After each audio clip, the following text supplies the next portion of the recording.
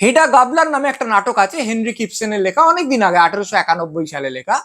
সেটাকে বহুবার চলচ্চিত্র রূপ দেওয়া হয়েছে। তা এই বছর একটা চলচ্চিত্র করা হয়েছে ওই নাটকটা ভিত্তি করে। সেই চলচ্চিত্রটার নাম হচ্ছে হেডা। এবার এখানে ওই নাটকটার একদম কেন্দ্রে যে নারী ও পুরুষের সম্পর্ক রয়েছে সেটাকে বদলে করে দেওয়া হয়েছে একজন নারী ও নারীর সম্পর্ক।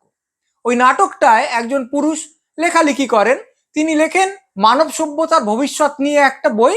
তারপর তার পাণ্ডুলিপি হারিয়ে যায়, হারিয়ে ঠিক যায় না, একজন নিয়ে না, এইসব নিয়ে অনেকগুলো ব্যাপার আছে। এইখানে যে নারী লেখিকা, তিনি সিনেমায় লেখেন যৌনতা নিয়ে, এবং মানব সভ্যতার ভবিষ্যৎ নয়, নতুন বইটা তিনি লিখেছেন যৌনতার ভবিষ্যৎ নিয়ে। মানে স্পষ্টত এই চলচ্চিত্রটা যৌনতা নিয়ে কিছু কথা বলতে চাইছে, এবং এটা বিষমকামী সম্পর্ক খুব বিখ্যাত নাটকের কেন্দ্রে যেটা আছে সেটাকে সিনেমায় একটা সমকামী সম্পর্কে বদলে দেওয়া হচ্ছে।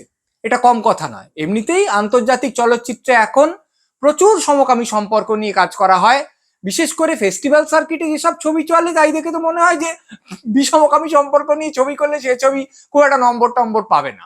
কিন্তু এটা বড় কথা যে হেনরি কিপসেনের বিখ্যাত নাটককেও এইভাবে বদলে দেওয়ার সাহস রাখা হচ্ছে এবং সেটাকে গ্রহণ করাও হচ্ছে।